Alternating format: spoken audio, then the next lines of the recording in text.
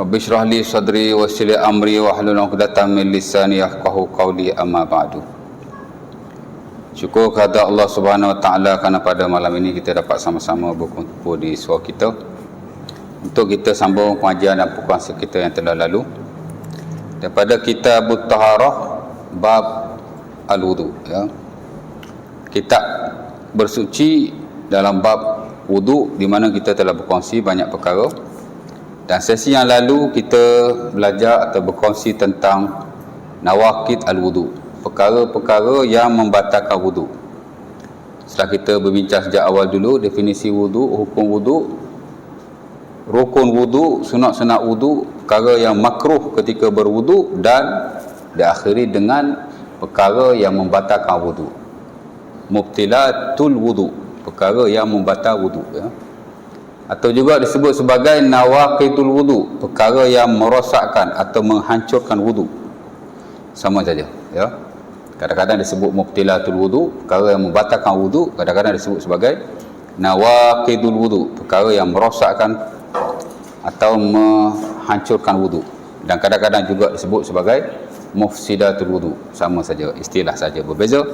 Ala kulli hal, semuanya kembali kepada perkara yang ala kulli hal, semuanya kembali kepada perkara yang bila kita melakukannya atau ia berlaku ke atas kita, maka telah batal dan tidak ada wuduk dah kita.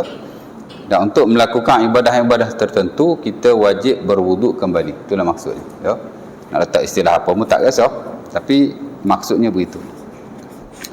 Dan kita dah kongsi hari itu beberapa perkara yang penting, ya.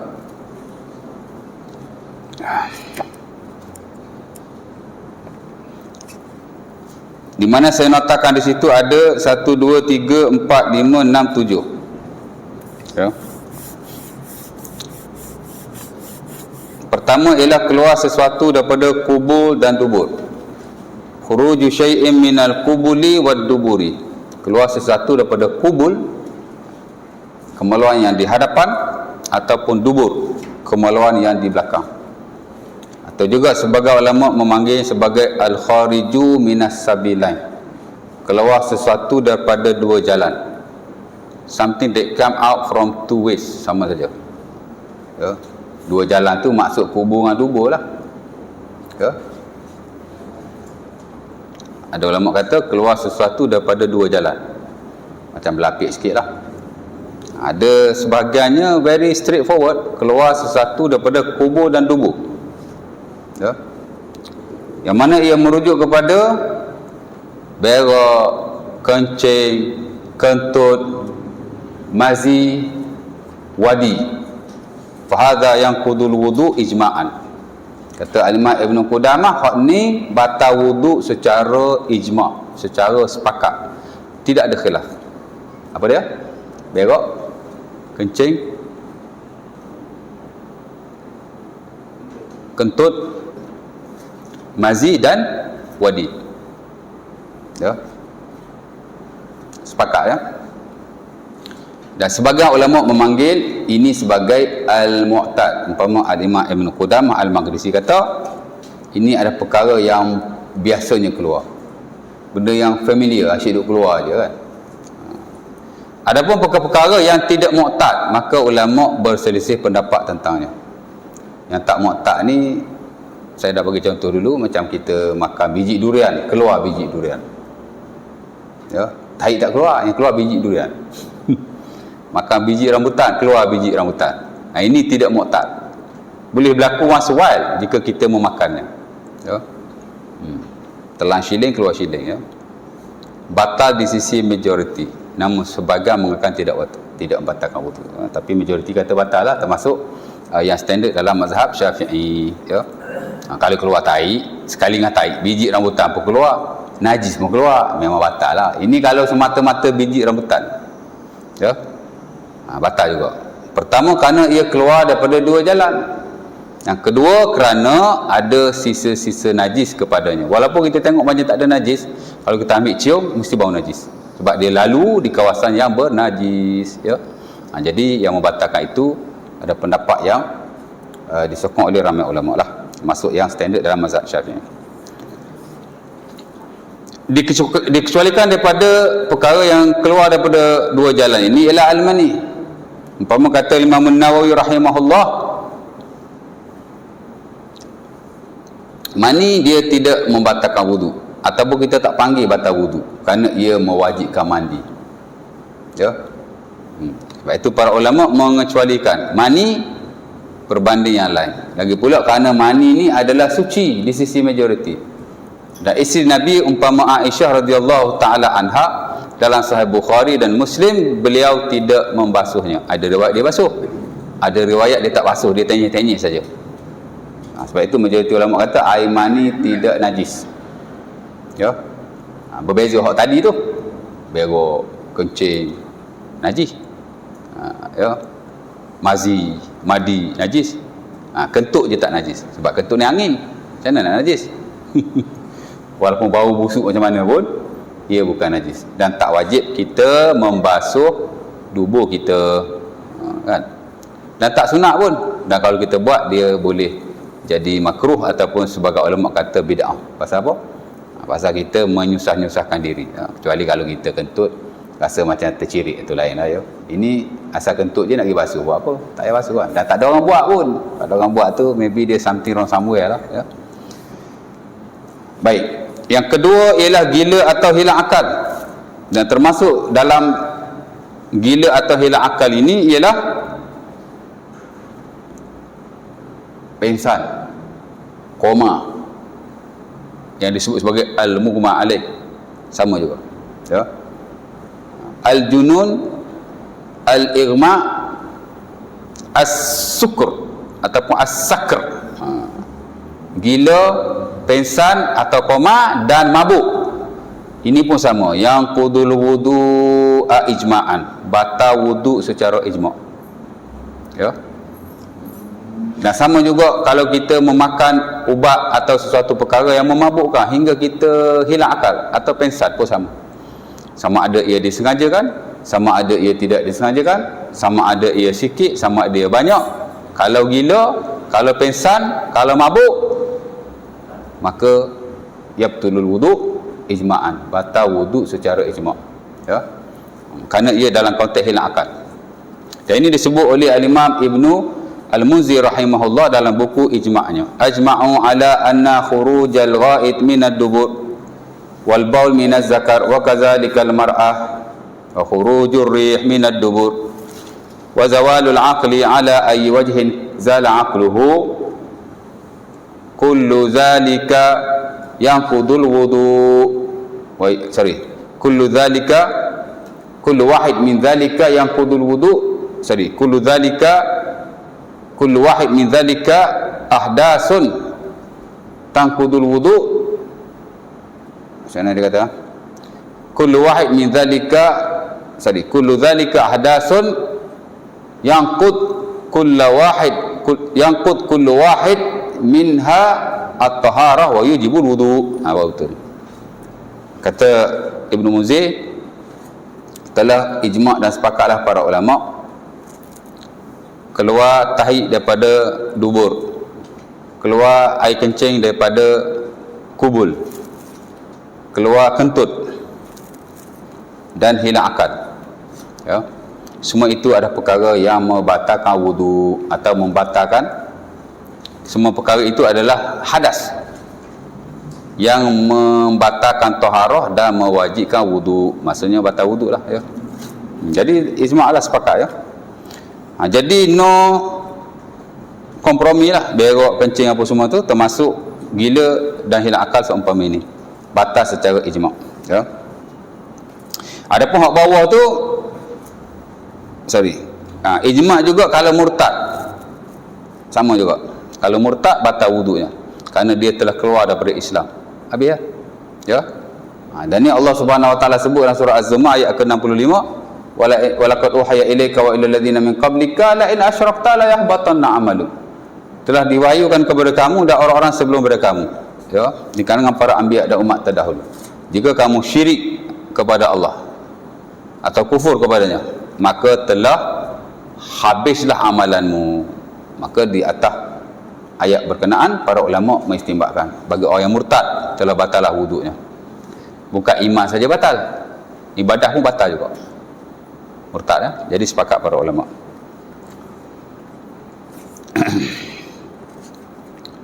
Jadi nombor 1, nombor 2 last sekali itu disepakati.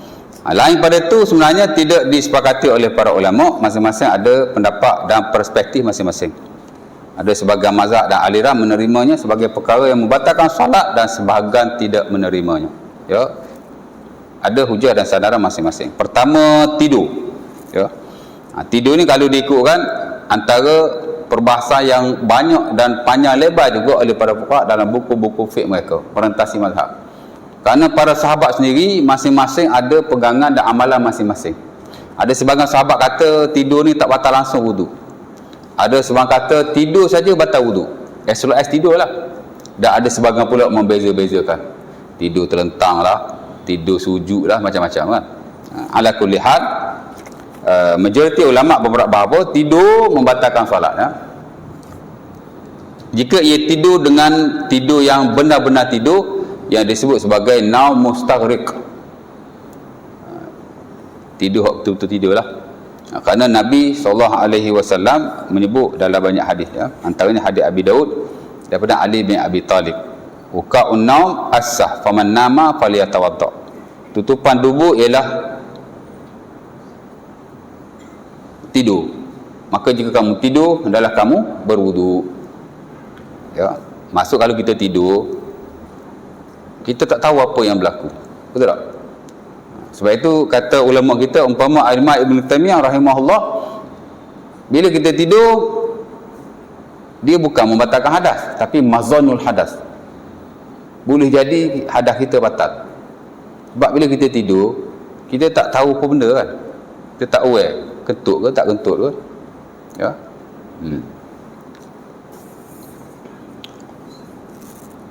Jadi kita benar-benar tidur. Ya. Al-Imam Syafi'i rahimahullah, dia ada beberapa pendapat, tapi yang distandardkan dalam mazhab Syafi'i, tidur secara bersandar maka tidak mengapa. Kerana tidur ada 4 jenis. Umpama kata Al-Yamani dalam bukunya Al-Bayan. Dia ni one of the big scholars in Syafi'i sect. Ya, dan bukunya Al-Bayan antara rujukan terawal mazhab Asy-Syafi'i. Ya. Kami penutup-penutup mazhab Syafi'i dulu pun, kalau nak rujuk pendapat terawal tentang mazhab ini, kita rujuk dalam Al-Bayan lah ya. Dan dia buku yang lebih awal berbanding Al-Majmu', walaupun dari sudut kontennya Al-Majmu' lebih mendetail. Tapi An-Nawawi pun banyak rujuk daripada Al-Bayan juga. It's a good book lah, satu buku yang amat baik sekali. Kata Al-Yamani, tidur ni ada 4. Pertama, tidur secara miring, an-naumu ala jambihi. Yang kedua, an-naumu ala kufahu, tidur secara terlentang. Yang kedua, an-naumu ala wajhi ataupun an-naumul makbub, tidur secara meniarap. Ya. Dan keempat adalah tidur dalam perihal-perihal yang berbeza-beza. An-naumu ala halatin khassah. Seumpama tidur ketika duduk. Kata tidur tetap papa punggung tu tidur duduk lah. Kan macam wak duduk tu. Tiba-tiba tu tidur. Tak batal. Kalau hot standard mazhab Syafi'i lah dia kata kan. Pasal tidur tu, kalau kita tidur lagu tu, katanya punggung kita tertutup. Ya. Agak-agak kalau kita duduk kentut tak? Susah sikit kan? Kalau kita nak kentut, nak angkat kentut, betul tak? Logically macam betul lah. Pernah kentut sambil duduk? Duduk macam tu kentut? Agak sukar. Biasa kalau kita duduk, kalau nak kentut, kena angkat kentut. Betul. Sebab itu tidur sambil sandar, tak batal wudu. Sebab kentut pun memang susah nak keluar. Ya. Walau bagaimanapun, sebagai ulama kata tak juga, dia boleh keluar juga. Selu-selu. Ya. Ataupun tidur dalam keadaan sujud, boleh jadi. Al-Imam Abu Hanifah rahimahullah, dia kata kalau kita tidur dalam keadaan sujud tidak batal. Ada ke? Boleh jadi tengah-tengah sembahyang sujud tidur, ataupun dia bukanlah tidur sambil sujud. Betul tak? Nak tidur sambil sujud, tidur je sujud. Tak batal. Ya.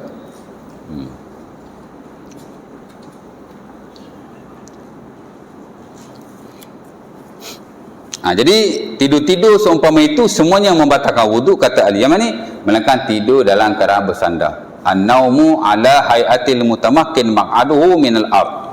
Umpama kata Abi Syuja', tidur yang tetap papan punggungnya, belakangnya macam bersandar macam tu, punggung dia tetap, maka tidak membatalkan wuduk, yang standard dalam mazhab Syafi'i, walaupun majoriti ulama mempunyai pandangan yang berbeza, ya. Jadi kalau tidur selain daripada itu, confirmlah batal solat. Kalau ada pengecualian, tidur secara bersandar dalam mazhab Syafi'i, tidur secara sujud dalam mazhab Abu Hanifah. Lain pada itu semua tidur membatalkan wuduk, ya. Allah Ta'ala alam.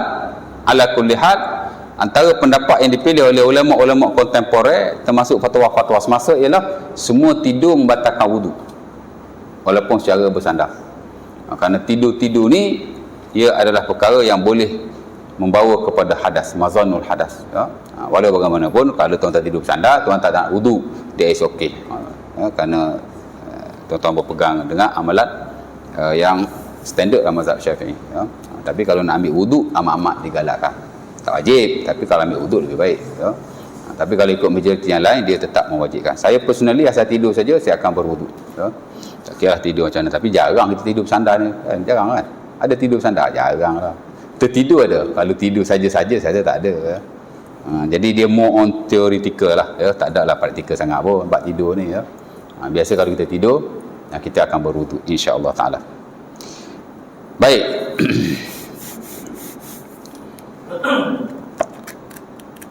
Dan dulu kita belajar dalam al-mas ma'al khuffain, sapu di atas khuf, sama juga hadis Abi Daud, Nabi menyuruh Safwan bin Asal supaya tidak mencabut kasutnya ketika berwuduk, sapu saja atas. Jika ia kencing, jika ia berak atau tidur, kena cabut ni kalau dia berhadas besar. Nampak? Jadi menunjukkan bahawa tidur seumpama berak dan kencing, ia membatalkan wuduk. Nabi tak bezakan tidur macam ni, tidur macam ni. Nabi kata tidur saja. Dan itu antara hujah terkuat lah majoriti para ulama yang mengatakan bahawa asal tidur saja ia membatalkan wuduk, ya. Wallahu ta'ala alam. Baik. Kemudian menyentuh kemaluan dengan tapak tangan pada lapik, ya. Juga membatalkan wuduk di atas beberapa hadis Rasulullah sallallahu alaihi wasallam. Antaranya hadis yang masyhur yang diriwayatkan oleh Sunan Abi Daud daripada Busrah bintu Safwan, ya, di mana kata Nabi SAW, masa zakarahu falyatawadda. Sesiapa yang menyentuh zakarnya, maka hendaklah dia berwuduk, ya. Hadis Ummu Habibah dalam Sunan Ibnu Majah, memassa farjahu falyatawadda. Barang siapa yang menyentuh farajnya, ya, maka hendaklah dia berwuduk.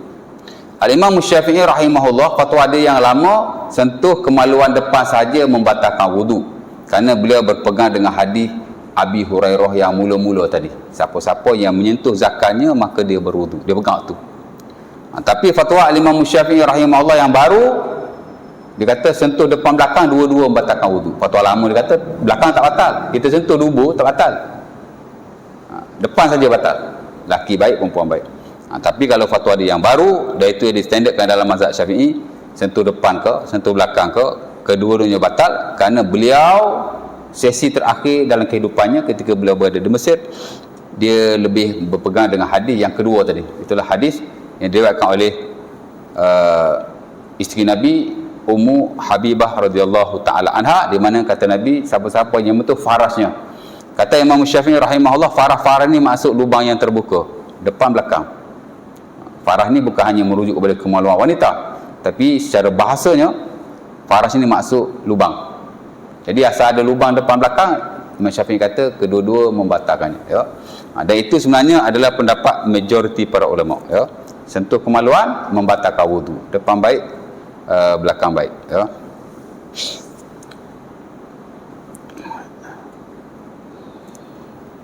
Adapun sebagian yang lain mengatakan bahawa menyentuh kemaluan tidak membatalkan wudu, ya. Kerana ada hadis juga yang diriwayatkan di mana sahabat Rasulullah sallallahu alaihi wasallam bertanya Nabi, aku masa sembahyang tadi aku sentuh kemaluan aku, ya. Maka Nabi berkata, ala innaha huwa bid'atun minka, atau setengah riwayat hal huwa illa bid'atun minka, ya. Hadis Talib bin Ali radhiyallahu taala anhu. Nabi kata ia adalah sebahagian daripada organmu. Kamu sentuh kemaluanmu, seumpama kamu menyentuh tanganmu, kamu menyentuh kakimu, ya, anggota badan. Jadi tak ada isu. Sebab itu sebahagian ulama yang lain memilih menyentuh kemaluan tidak membatalkan wudu, ya. Menggabungkan kedua-dua hadis ini dia hanya mensunahkan saja, dan itu yang standard dalam mazhab Abu Hanifah sebenarnya, dan dipilih oleh sebagai ulama-ulama mujtahid yang lain, ya. Ulama yang latest Ibnu Utsaimin fatwa Saudi, dia kata tak membatalkan wudu, ya.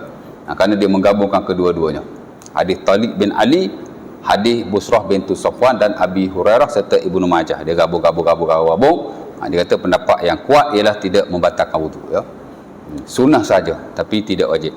Kerana dakwaan hadis yang kata batal tu hadis Talib bin Ali, hadis itu telah dinasahkan, tak boleh pakai lagi, bukan dakwaan yang tidak ada asasnya kata mereka lah, ya. Dan itu juga pendapat ulama besar juga macam Ibnu Taimiyah, dan sebagian sahabat juga berpegang begitu, antaranya Ali bin Abi Talib, ya. Jadi yang kata tak batal pun asas dia kuat juga, ya. Wallahu taala alam. Baik. Lagi sentuh kemaluan ni maksudnya sentuh dengan tapak tangan lah, ya.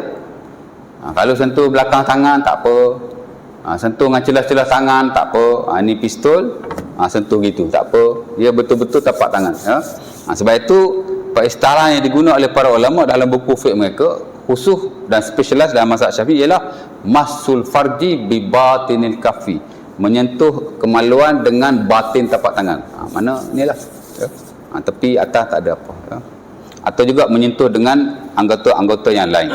Tengah-tengah kaki basuh ambil wuduk, kaki kita angkat kan, nak gosok-gosok tu, kaki terkena pula burung kita, alamak. Kalau batal nanya kan, maka tidak batal, ya. InsyaAllah ta'ala. Okey, maksud Nabi yang tu malam ni. Kemudian makan daging unta. Makan daging unta ni sebenarnya sebagian para ulama kata batal, sebagian para ulama kata tidak batal, ya. Standard mazhab Syafi'i tak batal, dan sebagian ulama yang lain, adapun majoriti ulama berpendapat bahawa batal wudu, dan itu adalah pendapat ulama-ulama hadis secara keseluruhan. Sukar kita dapati ulama hadis yang kata tidak batal, majoriti ataupun hampir keseluruhan, ataupun kata An-Nawawi, semua ulama hadis kata batal, dan sebagian ulama yang lain daripada para fuqaha, ya. Mazhab Syafi'i tak batal, tapi Al-Imam An-Nawawi rahimahullah tak sokong pendapat itu, dia kata batal. Kerana Nawawi ni dia ulama fiqh hadis, dia faqih tapi at the same time dia muhaddis, ya. Jadi kalau tuk fiqh yang muhaddis ada latar belakang hadis, dia berbeza dengan tuk fiqh yang lain, ya. Kalau tuk fiqh bukan aliran hadis ni, dia main hukum je, hukum berapa ulama, ya. Dia tak touch lah dari sudut hadis. Tapi kalau tuk fiqh ataupun faqih, termasuk ulama-ulama besar terdahulu, hatta dalam konteks sekarang pun, kalau hak jenis ada background hadis, dia tak boleh berpisah antara hukum dan pendapat para ulama dengan dalil yang menjadi sandaran kepada mereka, kerana itulah turning point. Sebab itu saya sentuh juga hadis-hadis ni, kurang-kurang terbuka lah kepala otak kita ni kan, tak ada lah dia ikut hak kita tahu saja, at least kita ada jugalah pendapat-pendapat, gambaran-gambaran ataupun perspektif-perspektif yang lain, ya. Dan kita tidak terkongkong dalam mazhab Syafi'i yang kita tahu saja, tapi kita know more than that, kita tahu lebih daripada itu, ya. Jadi Nawawi kata batal, ya. Dan dia kata wahaqiya'an ahli hadis qatibah, ini adalah pendapat keseluruhan ahli hadis, ya. Dan ia adalah pendapat sebagian para sahabat Nabi SAW di kalangan dan ia ada juga pendapat sebagian di kalangan tabi'in dan imam-imam mazhab yang lain, ya. Dan kata beliau, hazal mazhabu aqwa dalilan wa in kana al-jumhur ala khilafih, inilah pendapat yang kuat Yang kuat di sini maksud yang mesti diikuti lah, yang harus diikuti ya. Walaupun ia tidak sama dengan jumhur, tak sama dengan majoriti. Jadi kata Nawawi, hak kata batal ni adalah pendapat yang kuat walaupun ia tidak sama dengan majoriti. Sebab tu sebenarnya tak ada syarat majoriti ni. Saya selalu sebut majoriti, tidak majoriti, nak bagi nampak saja ya. Tidaklah semua pendapat majoriti itu adalah pendapat yang diikuti. Ala kulli hal, pendapat majoriti yang paling banyak diikuti kerana ia lebih betul majoriti kan. Tapi dalam setengah-setengah keadaan lah, in some circumstances, pendapat majoriti kena silent juga kan ya. Okey je kan. Jadi makan daging unta, tuan-tuan pergi Tanah Arab ke kan, makan daging unta. Saya tak nak wuduk lah Ustaz, that is okay. Kerana yang standard mazhab Syafi'i tak batal. Tapi kalau tuan-tuan nak ambil, saya nak ambil wuduk lah, kerana saya nak ikut majoriti ulama, okey je, tak ada apa-apa pun. Tak boleh, kita tak batal wuduk mazhab Syafi'i ni, boleh je kalau nak pegang yang sedia ada, okey. Tapi kalau kita belajar lebih, kita tahu pendapat hak batal ni lebih kuat, lebih mendekati syariat Islam dan sunnah Rasulullah, maka itu lebih baik based on our own knowledge lah, betul tak? Kita jangan ikut orang, ikut ilmu kita sendirilah. Tapi jangan paksa orang pula, dia tak nak ambil wuduk, dia punya hal lah kan. Dan hal seumpama ini kita takkan faham melainkan melalui proses pembelajaran ya. Tak belajar tak faham lah, tak tahulah. Okey ya. Jadi makan daging unta batal. Dan kata An-Nawawi rahimahullah, sahafihi hadisan, kerana dalam hal ni ada dua hadis yang sahih yang dipegang oleh majoriti para ulama. Pertama hadis Jabir bin Samurah, yang kedua hadis Al-Bara bin Azib yang diriwayatkan oleh Bukhari dan Muslim dan Abi Daud. Di mana Nabi ditanya, ya Rasulullah, atatawadda min luhumil ibil, atatawadda min luhumil ghanam. Nabi kata, in syi'ta tawadda wa in syi'ta la tatawadda. Ya Rasulullah, atawadda min luhumil ibil? Qala na'am, tawadda min luhumil ibil. Kata Jabir bin Samurah, Nabi ditanya, wahai Rasulullah, aku nak kena berwuduk tak kalau aku makan daging kambing? Nabi kata, kalau nak wuduk, wuduklah. Kalau tak nak wuduk, sudah. Maksud berwuduk jika makan daging kambing digalakkan, tapi tidak diwajibkan. Tadi makan kambing bakar kan, nak semayang, wuduk dah ada dah. Kalau ambil wuduk lebih baik ya. Kerana Nabi kata, kalau kamu nak wuduk, wuduk. Kalau tak nak wuduk, tak apa. Maksudnya tak wajib lah, tapi digalakkan berwuduk ya. Allah Ta'ala alam lah ya. Makan daging kambing ni panas, kalau ambil wuduk sejuk sikit kot ya. Tapi wuduk tak batal. Tapi kalau daging unta, Nabi kata, na'am, tawadda' min luhumil ibil. Yes, awak mesti berwuduk jika kamu makan daging unta ya. Dan hadis Al-Bara, Nabi memerintahkan, tawadda'u min luhumil ibil wala tawadda'u min luhumil ghanam. Berwuduklah jika kamu makan daging unta, dan janganlah kamu berwuduk jika kamu makan daging kambing ya.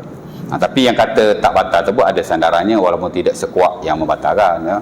Adalah sandarannya hadis Jabir itu dan Sunan Abi Daud. Tapi tak apalah, saya tak payah huraikan yang itu.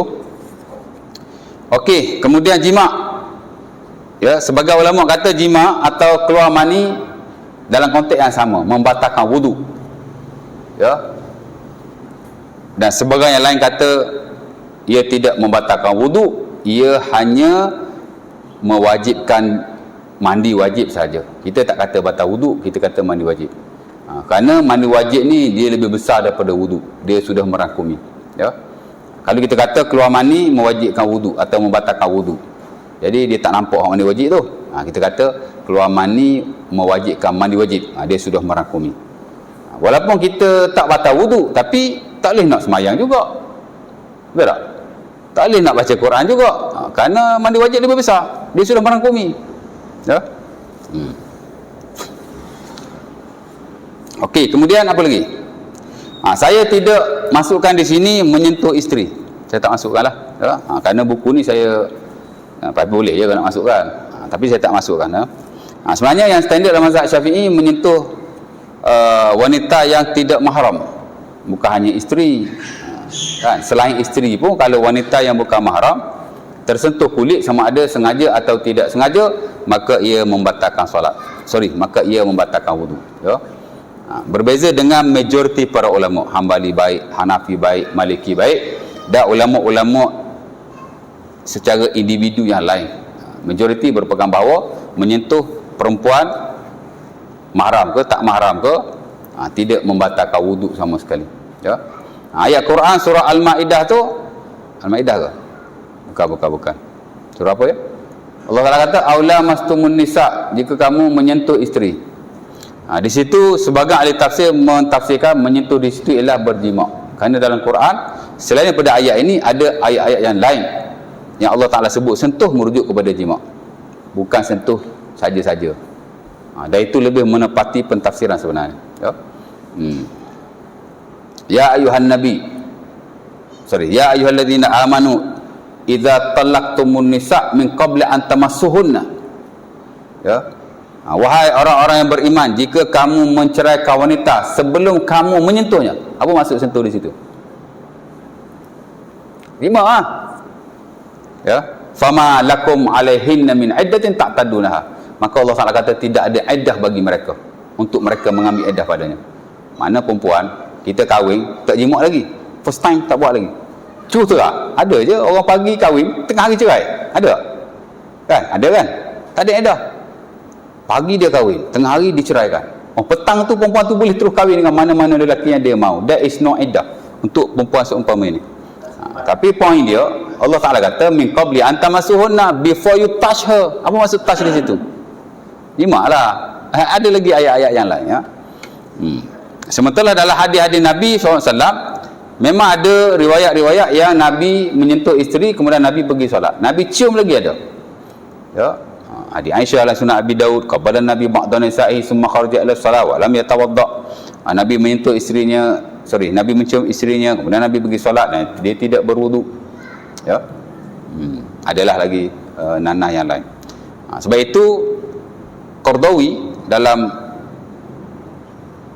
beberapa bukunya dia memang memilih pendapat majoriti, menyentuh perempuan yang bukan mahram tidak membatalkan wuduk, ya.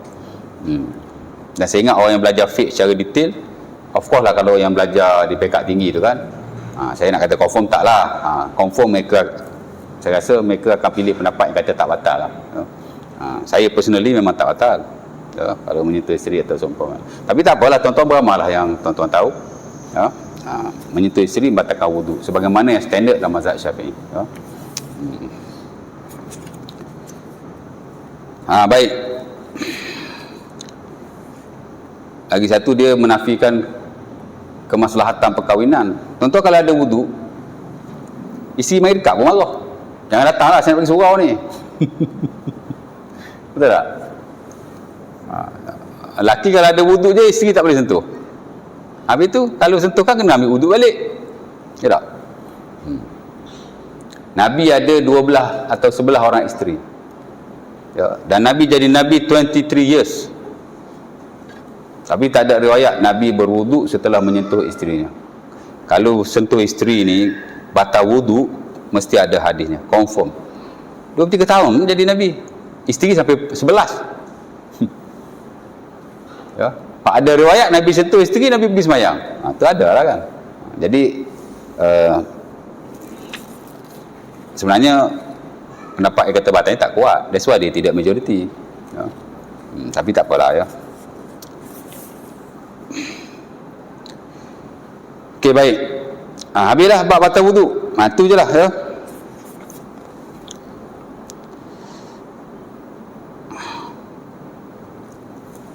Ada soalan tak? Nak isyarah? Isyarah kan? Ada nak tanya apa-apa?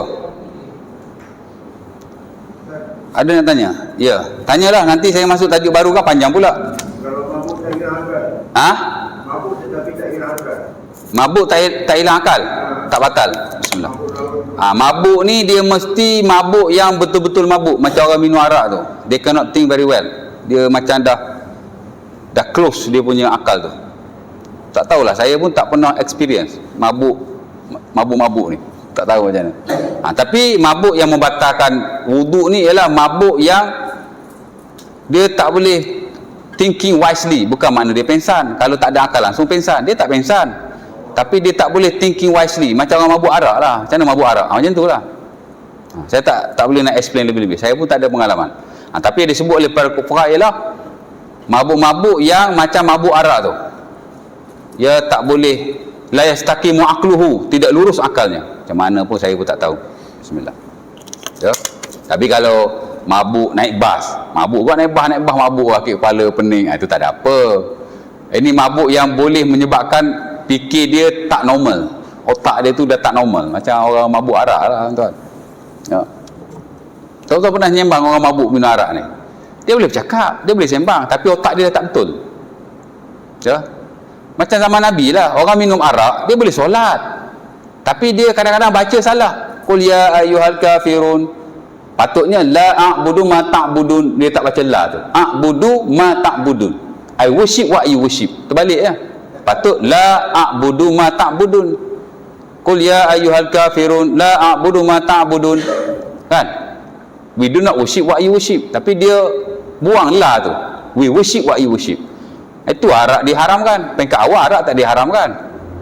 Dia ada 4 steps sebelum arak diharamkan, one by one. Dia makan tahun lah, dia tak terus haram. Tapi dia punya ultimate reason kenapa dia diharamkan, kes orang semayang dia baca Quran salah. Bismillah. Ala kulli hal, orang mabuk ni dia boleh bercakap lagi, dia boleh sembang, dia boleh buat itu, dia boleh buat ini, tapi dia cannot think wisely. Betul tak? Tuan-tuan tak pernah nyembang orang mabuk? Saya pernah. Ada satu sembang dengan Indian guy. Dia parking motor, dia berjalan nak balik rumah dia, lalu depan bawah tu kan, masa saya duduk flat lama dah cerita ni, saya ingat 10 years ago, 12 tahun lepas kan. Dia lalu ikut surau. Saya lepas main isyak, lepak-lepak itu hujan kan, dia naik motor hujan, balik-balik huyung hayang mabuk tu. Saya tanya dia, mabuk lah? Dia kata, you mabuk-mabuk pun you boleh bawa motor, you accident nanti tahu, you jatuh. Tarak dia kata. Tuhan mesti jaga sama saya punya. Oh, ustaz rupanya. Ustaz India kot. Tak adalah, dia cakap macam tu. Saya pun tanya dia balik, Tuhan yang mana? Dah dia mabuk, tanya lah, you tak tahu kah? Tuhan Allah lah. Saya punya Tuhan, you punya Tuhan, itu saja Tuhan tau. Dia kata, dia percaya boleh. Saya pun cakap kat dia, habis tu kenapa awak sembah tokong tu? Dia buat macam ni, shh, itu bapak saya punya pasal lah, dia suruh saya sembah, saya pun sembah juga, saya tak percaya itu Tuhan. Tuan-tuan tahu pasal apa dia cakap macam tu? Pasal dia mabuk. Betul tak? Cuba esok tuan-tuan tanya dia, atau saya tanya dia bila dia tidak mabuk lagi. Saya ingat dia takkan jawab, dia same answer. Betul tak? Pasal macam tu lah cerita dia. Mabuk ni dia lah macam otak dia tu dah tak betul. Tapi yang ni otak dia betul. Masa dia tak mabuk, otak dia tak betul. Masa dia mabuk, otak dia betul lah tu. Kata Tuhan satu kan. Ni. Jadi macam tu tadi ya. Saya pun tak boleh nak explain more, tapi macam tu lah. Mana dia otak dia tidak lurus lagi ya. Dia dah ke awang-awangan, pening macam tu. Tak tahulah. InsyaAllah ta'ala. Jadi insyaAllah kita stop kat sini boleh tak? 40 minit lah boleh kot. Next nanti kita masuk apa tadi? Lepas perkara yang membatalkan solat, larangan ke atas orang yang berhadas kecil atau tidak memiliki wuduk, atau yang telah membatalkan wuduknya, telah terbatal wuduknya. Apa yang dia tak boleh buat? 3 saja ya. Dia tak boleh semayang, dia tak boleh tawaf, dan dia tak boleh menyentuh mushaf atau membawanya ya. Sebahagian disepakati oleh para ulama dan sebagainya tidak disepakati. Nanti saya akan explain supaya kita ada idea yang lebih baik dalam hal ini, insya-Allah taala. Jadi kita berhenti setakat dulu, kita boleh azan. Kemudian kita sembahyang sunat ke apa? Kemudian kita sembahyang berjemaah lah ya. Aku liqauli azan, assalamualaikum warahmatullahi wabarakatuh. Assalamualaikum warahmatullahi wabarakatuh. Tutup majlis tasbih kafarah dan surah Al-Asr.